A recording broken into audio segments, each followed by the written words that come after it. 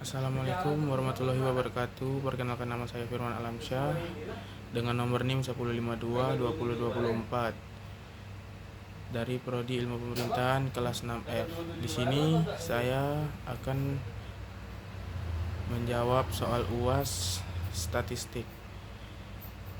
Baiklah, di sini saya akan menganalisis mengenai populasi dan sampel.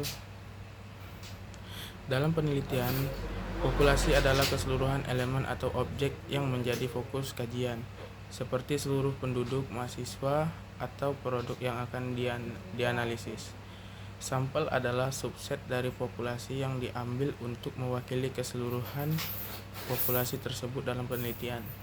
Analisis populasi dan sampel penting untuk memastikan bahwa hasil penelitian dapat digeneralisasi. Pengambilan sampel dilakukan dengan metode tertentu, misalnya acak, stratifikasi, atau klaster, agar sampel yang diambil benar-benar mewakili karakteristik populasi. Pemilihan sampel yang dapat mengurangi bias dan meningkatkan keakuratan kesimpulan penelitian.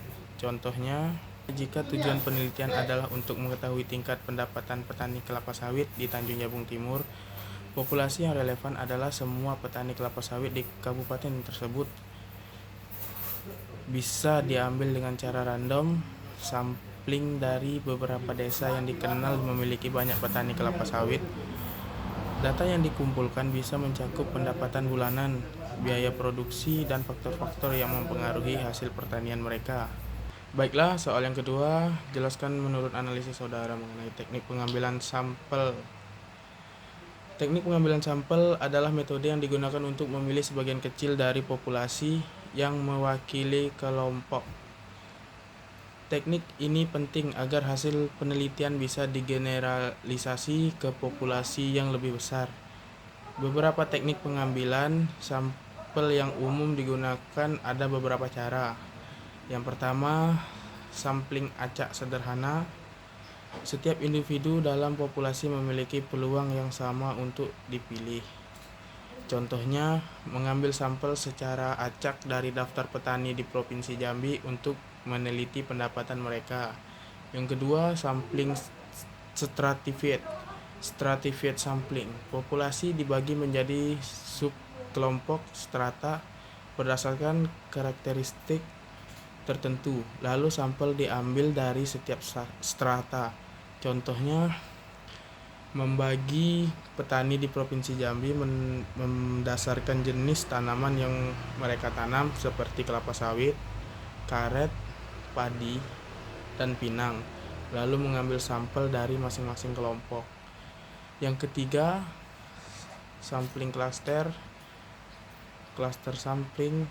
Populasi dibagi menjadi beberapa klaster atau kelompok, kemudian beberapa klaster dipilih secara acak, dan semua individu dalam klaster yang dipilih menjadi sampel, seperti memilih beberapa kecamatan di Provinsi Jambi secara acak dan kemudian meneliti semua petani dalam kecamatan tersebut. Baiklah, di sini saya akan menjawab soal yang ketiga. Jelaskan menurut analisis saudara mengenai uji validitas. Uji validitas adalah proses untuk memastikan apakah instrumen penelitian seperti kuesioner atau tes mengukur apa yang seharusnya diukur. Dengan kata lain, validitas mengukur sejauh mana instrumen tersebut benar-benar mencerminkan konsep atau variabel yang ingin diuji. Ada berapa jenis validitas yang sering digunakan, yaitu validitas isi atau content validity, mengukur sejauh mana isi instrumen mencakup seluruh aspek dari konsep yang diukur. Contohnya, jika ingin mengukur tingkat kepuasan pelanggan terhadap layanan restoran, kuesioner harus mencakup berbagai aspek layanan seperti kualitas makanan, kebersihan, pelayanan, dan harga. Yang kedua, validitas kriteria atau criterion validity, mengukur sejauh mana hasil instrumen dapat memprediksi atau dengan kriteria eksternal yang sudah terbukti. Contohnya menggunakan tes IQ untuk memprediksi kesuksesan akademik mahasiswa. Jika tes IQ memiliki korelasi yang kuat dengan nilai akademik, maka tes tersebut memiliki validitas kriteria yang baik.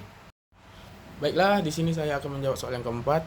Jelaskan menurut analisis saudara mengenai uji reliabilitas. Uji reliabilitas adalah untuk mengukur konsistensi atau kestabilan hasil yang diperoleh dari instrumen penelitian ketika digunakan berulang kali. Dalam kondisi yang sama, instrumen yang reliable akan memberikan hasil yang konsisten meskipun digunakan pada waktu yang berbeda atau oleh peneliti yang berbeda. Ada beberapa jenis uji reliabilitas yang umumnya digunakan. Yang pertama, uji stabilitas. Mengukur konsistensi hasil instrumen dengan memberikan tes yang sama pada dua waktu yang berbeda. Contohnya, memberikan kuesioner yang sama kepada responden 2 minggu berturut-turut dan memeriksa konsistensi hasilnya. Yang kedua, uji konsistensi internal.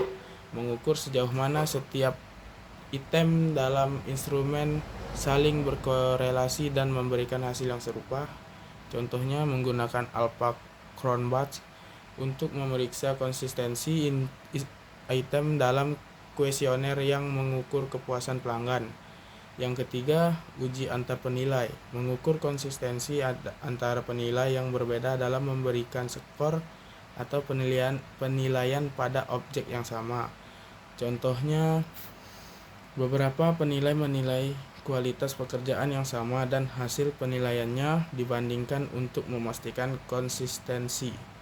Baiklah, di sini saya akan menjawab soal yang kelima. Jelaskan menurut analisis saudara mengenai instrumen penelitian dan bagaimana ciri-ciri instrumen penelitian yang baik. Instrumen penelitian adalah alat yang digunakan untuk mengumpulkan data dalam penelitian. Instrumen ini bisa berupa kuesioner, wawancara, tes, atau alat observasi yang dirancang untuk mengukur variabel-variabel yang ingin dianalisis. Ciri-ciri instrumen seperti validitas, reliabilitas, spesifisi, relevansi, kepraktisan, objektivitas, dan contohnya dalam penelitian tentang kepuasan pelanggan, instrumen yang baik adalah kuesioner yang memiliki pertanyaan jelas, relevan dengan aspek layanan, misalnya kualitas produk, kecepatan pelayan, dan dapat memberikan hasil yang konsisten dan dapat diulang. Baiklah, ini yang saya bisa sampaikan dari ujian akhir semester statistik. Apabila ada salah kata, saya minta maaf. Saya tutup. Wabillahi taufiq wal hidayah. Assalamualaikum warahmatullahi wabarakatuh.